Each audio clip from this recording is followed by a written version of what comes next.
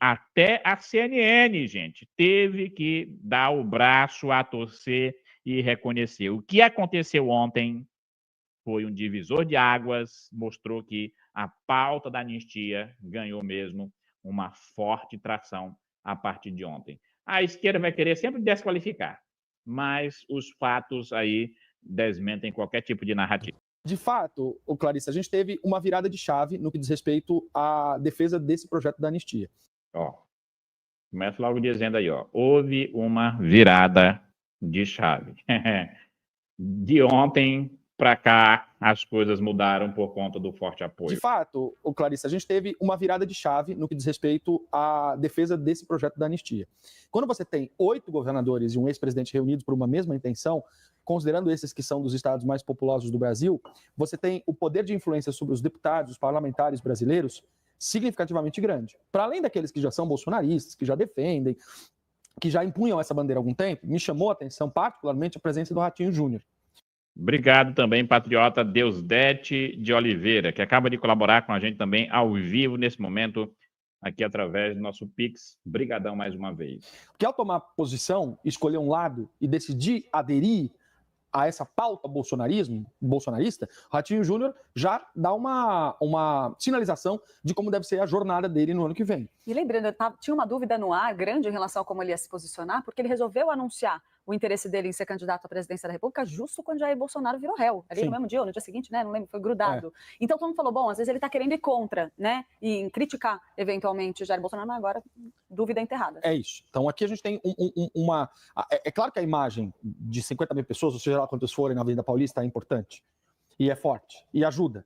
Mas não é essa a imagem do ato de ontem. A imagem do ato de ontem, a fotografia do ato de ontem, é a fotografia dos 7 governadores reunidos, mais o Cláudio Castro, que não foi, mas postou uma mensagem nas redes sociais. Separamos até aqui a fala do governador do Rio de Janeiro, que é do PL, o mesmo partido de Jair Bolsonaro, e também de um dos estados mais populosos aqui do país. Vamos ouvir o que ele disse.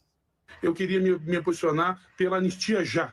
Nós precisamos de um processo de anistia que solte pessoas inocentes, que saiba diferenciar quem foi protestar, quem foi badernar e quem foi quebrar patrimônio público. Não dá para a gente ter mães de família, pais de família que estavam ali fazendo o seu direito ao protesto. A gente não pode esquecer que aqui no Rio de Janeiro convivemos muitos anos com os black blocs que depredavam tudo.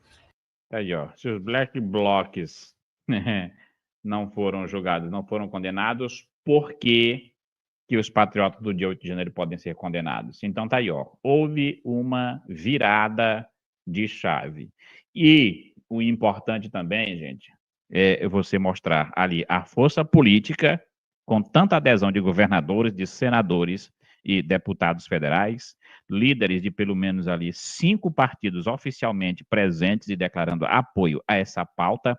Obrigado, patriota José Saez, mais uma vez renovando aqui a sua membresia aqui por 7 meses, né? Obrigado aí, você também é nosso patriota, patrocinador oficial e fiel.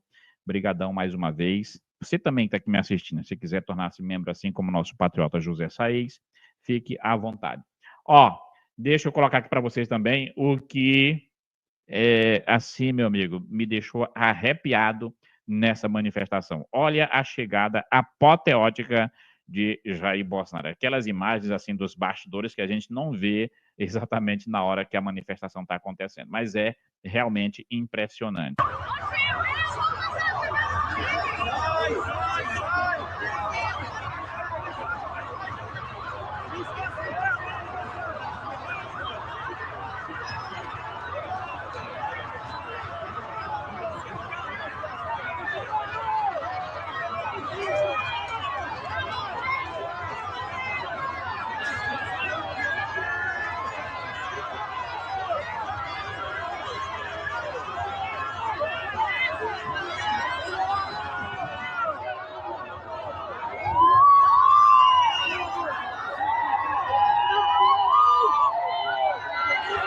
Me diga, quem é que segura esse homem aí, ó? Me diga se o Lula tem 1% desse apoio que tem Jair Bolsonaro.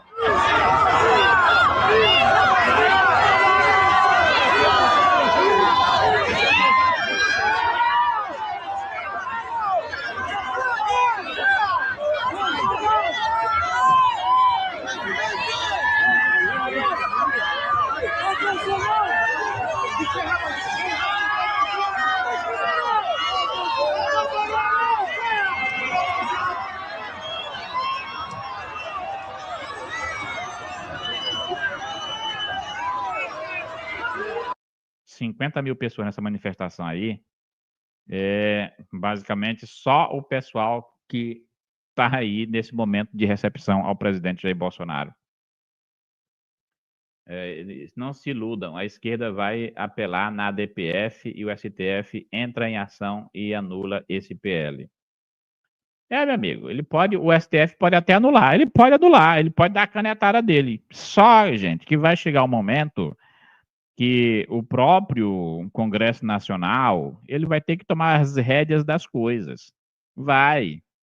E essa força total de Jair Bolsonaro bem aí, você acha que isso aí vai se refletir onde? Isso vai se refletir naturalmente nas eleições para senadores, governadores e para deputados federais. Agora mesmo, antes de entrar aqui no ar, eu estava vendo a pesquisa para senador no Rio de Janeiro. Sabe quem é que está em primeiro lugar e quem está em segundo? Sabe quem é? Primeiro, o Flávio Bolsonaro, que já é senador pelo Rio. E, em segundo lugar, o Cláudio Castro, que é do mesmo partido do presidente Jair Bolsonaro e que, portanto, não tenho dúvidas de que ele assinaria um pedido de impeachment do ministro do Supremo Tribunal Federal.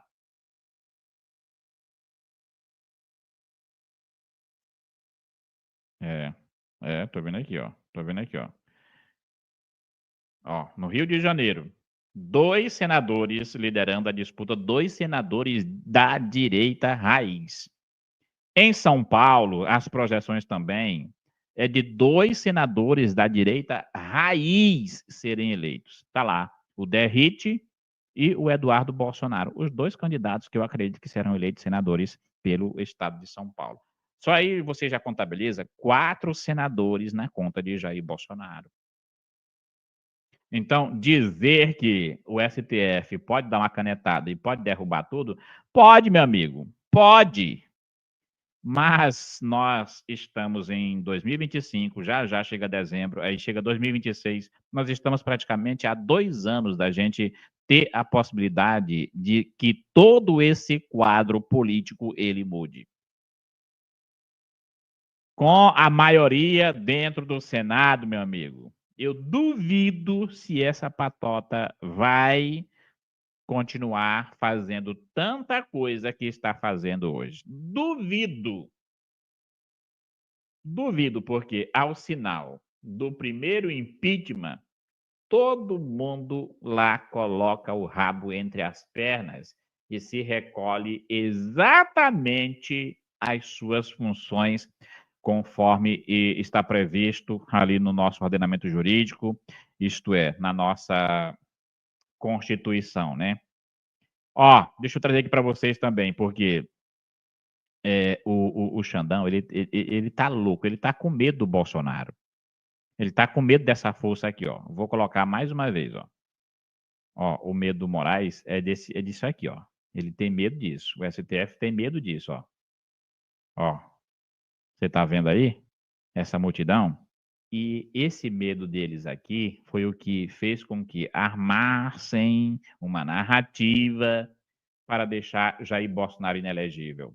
Ó, mas a coisa tá tão escancarada, gente, que agora até a OAB está indo para cima do Xandão, porque tá todo mundo vendo que o julgamento de Bolsonaro não está sendo julgamento justo, não há um tempo proporcional para os acusadores juntarem provas contra Bolsonaro e os defensores, que são os advogados dele, juntarem provas para defendê-lo. OAB vai a Moraes. Bolsonaro e Lula devem ter pleno direito à defesa. Eu acho que a OAB aqui nesse caso já inclusive chegou atrasada. Sabe por quê? Se Bolsonaro e Lula tivessem que ser julgados no mesmo pé de igualdade, o Bolsonaro não estaria sendo julgado diretamente no Supremo Tribunal Federal. Era para o presidente Bolsonaro estar na primeira instância Da primeira ia para a segunda, da segunda para a terceira, até chegar na última, que é o Supremo Tribunal Federal.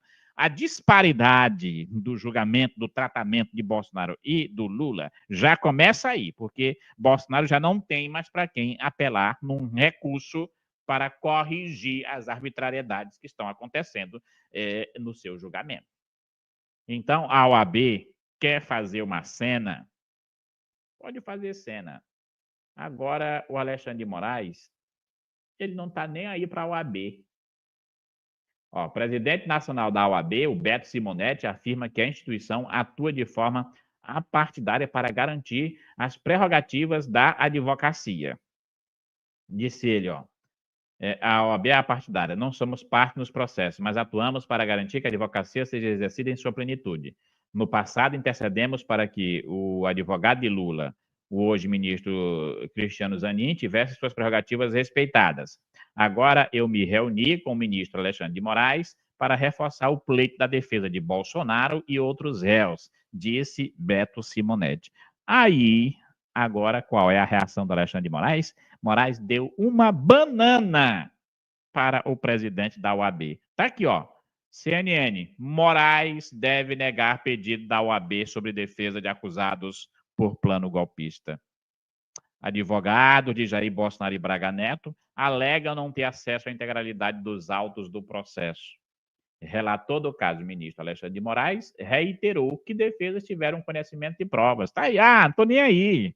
Vai para lá, OAB, não enche o saco, aqui a gente faz o que quiser. Já foi seu tempo que a OAB tinha moral para fazer alguma coisa. Agora não, esse tempo passou. Só faltou o Alexandre de Moraes dizer isso para o Beto Simonetti. Aí, Moraes deverá submeter a Simonetti a ata de julgamento da primeira turma do STF, que por unanimidade decidiu rejeitar a alegação dos advogados quando analisou a denúncia da Procuradoria-Geral da República contra Bolsonaro, Braga Neto e outras 6 pessoas. Na ocasião, o Supremo entendeu que todas as partes tiveram conhecimento das provas do processo. Não tiveram, né? Não tiveram, a gente sabe. O presidente da OAB sabe disso. Mas o Alexandre de Moraes deu banana para ele, deu de ombros, virou as costas e disse, olha, se nós estamos dizendo que eles tiveram acesso é porque tiveram, não importa os fatos. É isso, Aqui o presidente da OAB se reuniu com Moraes para entregar o ofício que cita prejuízos irreparáveis às defesas dos envolvidos e discorre principalmente sobre a acusação de advogados de não terem acesso à integralidade dos autos. Moraes está ligando para alguma coisa? Não, não está ligando. Até porque, se eles forem seguir o devido processo legal, Jair Bolsonaro nem estaria sendo investigado. Imagine correndo o risco de ser condenado. Se seguirem o devido processo legal, no final das contas desse processo, não tem outra conclusão que não seja dizer que Jair Bolsonaro é totalmente inocente e eles darem a ele um atestado de honestidade, um atestado de o homem que foi mais investigado no Brasil e que, portanto, o único que não se encontrou absolutamente nada sobre ele. Bolsonaro, eu acho que, no final das contas, ele vai acabar entrando no Guinness Book, né? O livro dos recordes, como o homem que foi mais investigado pela justiça e o único que, no final das contas, não se encontrou nenhum crime contra ele. Ele pode entrar para o Guinness Book também como o primeiro político do mundo que, durante mais de 30 anos de carreira pública, não roubou um centavo do dinheiro público. Conto com vocês para deixarem o like, compartilharem, divulgarem, se inscreverem se não forem inscritos ainda. Se quiserem colaborar muito mais com o nosso trabalho, nos fortalecendo, aqui embaixo nós temos o nosso clube de membros patrocinadores oficiais. E aqui também o nosso Pix. Se você quiser colaborar com qualquer quantia, qualquer valor, enfim, fique à vontade para fazer aquilo que você sentir no seu coração e que estiver dentro da sua possibilidade.